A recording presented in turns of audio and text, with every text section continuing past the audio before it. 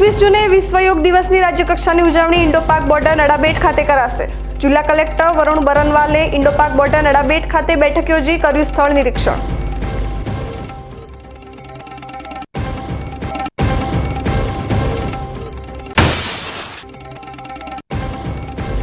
ધાનેરામાં fire NOC મેળવવા માટે આવતીકાલ અંતિમ દિવસ। 147 એકમોને અપાઈ છે નોટિસ।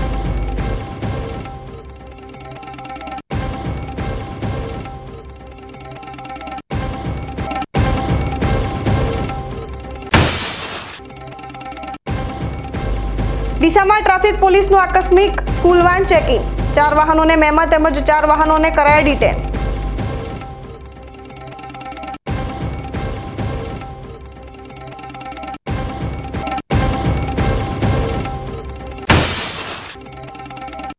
આ વર્ષે બટાટાના ભાવ ઓલ ટાઈમ હાઈ।